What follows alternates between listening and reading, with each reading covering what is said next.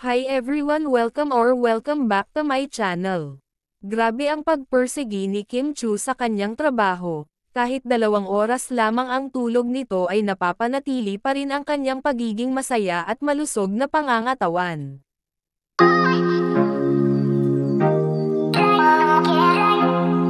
Maraming napahanga kay Kim Chu nang i-share nito ang kanyang time management, kung saan ay kinakaya nito na 2 oras at paidlip-idlip lamang natulog. Sa pagiging actress nito at isang host, ay kailangan ni Kim Chu na maging manage lahat ang kanyang mga ginagawa. Matapos kasing mag-host si Kimi ay nagagawa pa nito ang makapag-live sa kanyang bag business, at kahit na ganun ay may teleserye din sila ni Paulo kung saan, ay kailangan pa niya na mag-memorize ng kanyang mga script. May mga endorsement na kailangang matapos at may mga event pa na sunod-sunod.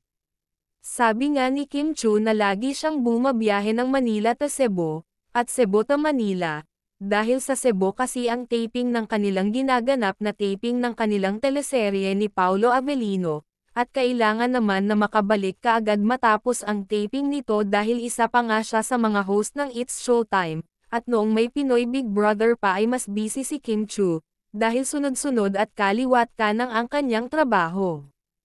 Pero kahit na ganun saka hardworking at napapanatili nito ang pagiging masayahin at nakakatutok din si Kimi sa kanyang pangangatawan kung saan, ay lagi natin silang nakikita ni Pau na nag-workout. At speaking of Paulo talaga namang hindi mawawala sa time management ni Kimi ang kanyang love life. Kaya deserve talaga ni Kim Chu ang lahat ng mga biyaya dahil nagsusumikap siya sa araw-araw.